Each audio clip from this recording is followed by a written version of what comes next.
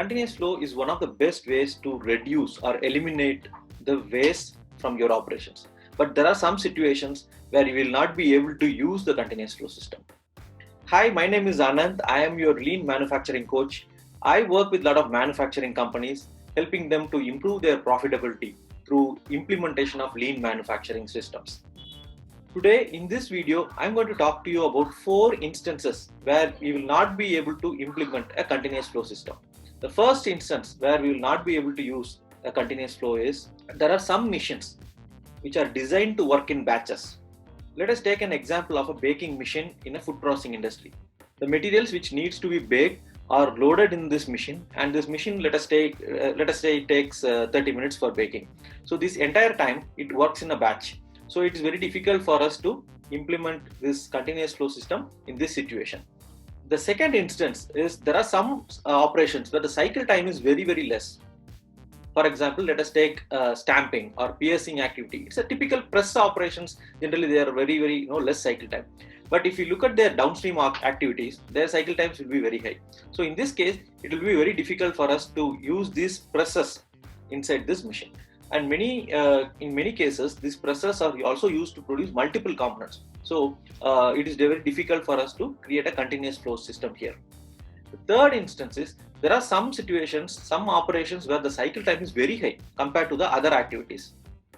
For example, let us take an electrical discharge machining or milling of a gear teeth, a large gear teeth. That may take like 2 hours or 3 hours or even more. Right? In this case, it is very difficult for us to have this operation in a continuous flow system. The fourth instance where we cannot use a continuous flow system is when there is some subcontracting activity.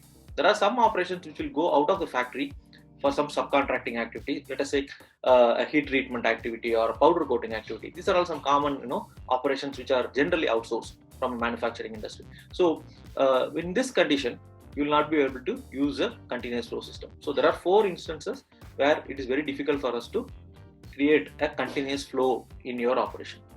And what can we do now? So how to reduce the WIP and how to reduce the waste when it is very difficult or when we have these 4 instances.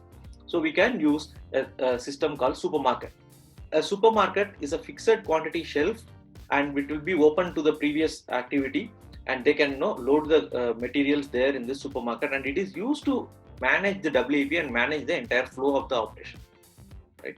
How to use the supermarket, how can we use Kanban along with the supermarket, all those things I'm going to explain in our upcoming value stream mapping session. Right? If you are interested to learn value stream map and to create continuous flow in your company to reduce waste in your operations, I suggest you to attend this value stream mapping seminar. I'm going to do this on coming Sunday, that is 12th of July at 10:30 a.m. Indian time. If you're interested, you can click the link in this post and register for that. I will see you inside the session. Thank you very much.